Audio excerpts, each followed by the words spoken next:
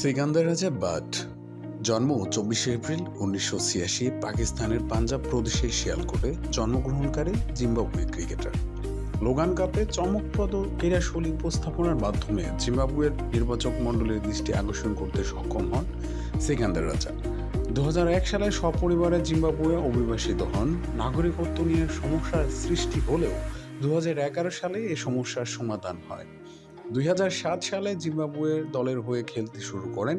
নর্দার্সের পক্ষে প্রথম শ্রেণীর ক্রিকেটে অভিষিক্ত হন তিনি। শুরুতে নর্দার্সের হয়ে লিস্ট এ ক্রিকেটে অংশগ্রহণ করলেও পরবর্তীকালে ম্যাশোনান্ডাল ইগলসে স্থানান্তরিত হন রাজা। ২০১০ সালে টি-20 ক্রিকেটে সাউদার্ন রক্সের পক্ষে ডেজার্ট ভাইপার্স দলের বিপক্ষে অভিষেক ঘটান নিজেকে। ২০১১ সালে ক্রিকেট বিশ্বকাপের প্রাথমিক দলে ঠাঁই পেলেও চূড়ান্ত দলে ঠাঁই হয়নি তার। জিম্বাবুয়ের নির্বাচক মণ্ডলী প্রশিক্ষিত দলের সদস্যরূপে অস্ট্রেলিয়া ও দক্ষিণ আফ্রিকা দলের অংশগ্রহণে ত্রিদেশীয় সিরিজে অন্তর্ভুক্ত করে। এর প্রধান কারণ ছিল তার নাগরিক মর্যাদা ছিল না। সেপ্টেম্বর ২০১১ সালে জিম্বাবুয়ের নাগরিকত্ব অর্জন করেন রাজা। ৩ মে ২০১৩ তারিখে বাংলাদেশ দলের বিপক্ষে একদিনের আন্তর্জাতিক ক্রিকেটে অভিষিক্ত হন তিনি। ওই খেলায় ৩ নম্বরে ব্যাটিংয়ে নেমে তিনি মাত্র ৩ রান সংগ্রহ করেছিলেন।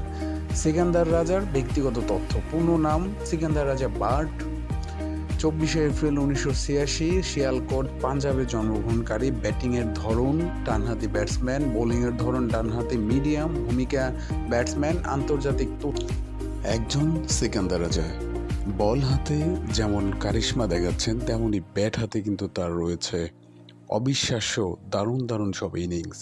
তার হাতে রয়েছে দারুণ সব স্ট্রোক এবং অনায়াসে তিনি বলকে কিন্তু হাওয়ায় ভাসিয়ে গ্যালারিতে পাঠিয়ে ছক্কা আদায় করে নেন। তার সামনে বিশ্বের বাঘা দলের বোলাররাও কিন্তু বল করতে ভয় পান।